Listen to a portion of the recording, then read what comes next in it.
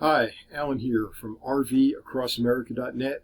Just got off the lake. This is the second day of summer, and it's beginning to feel like summer after the last two mornings where we actually had freezing temperatures and frost.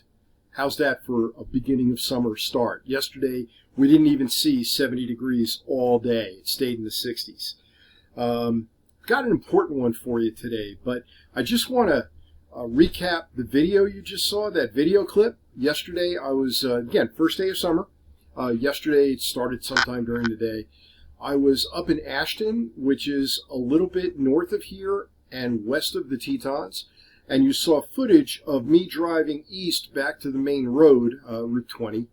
And what you see off in the distance to the east is the west side of the Tetons. And if you go back and take a look at that footage, again, you're going to see a fair amount of snow is still on the ground, probably down to the 9,000 foot level, if not even a little bit further below. Why? Because it snowed a day earlier. There was significant amounts of snow here, not in the valleys, but up on the ridgetops and up in the mountains, up at about 8,500 feet and higher over the last several days. And this is all part of this rainy spring I've been talking about. If you've been visiting my posts at rv'acrossamerica.net, you've been seeing comments about what an unusual spring it has been. And we, as a matter of fact, have had about a 48-hour respite from the rainfall, and we got more moving in tomorrow. After that, it may begin to dry out, and we're approaching July. So if there's going to be a warm, hot month, dry month, it's going to be July. That's just about all that's left of the summer season. August is already a gradual turn downward pretty quickly in August to the weather beginning to feel like autumn. So I don't know how much more autumn it could feel like than having frost on the first two mornings of summer. Anyway, this post, like I mentioned a moment ago, is important. And it's going to be, and I'm going to give it away here, at rv'acrossamerica.net/RV Traveler Medicare. So it's /RV Traveler Medicare. I'm sure I've got it posted above or below me. And that's what the post is about. It's about Medicare for RV travelers. Now, why are we different? Why are travelers different from people living in sticks and bricks homes? And the answer is very simple. We're on the road. We're traveling, which means that having a home doctor is not the same kind of meaning as when you live in a home, and your home is always in that place. If you're traveling around, you need medical services everywhere, and you need access to doctors everywhere, and you don't want to worry about networks, and you don't want to worry about, well, where is my pharmacy? Where can I get my meds? So those are the special kind of needs that RVers have, and I, believe it or not, I'm turning 65 in July. So I went through the process. I just enrolled in Medicare and in a supplemental program. And as I went through the process, I said, you know what?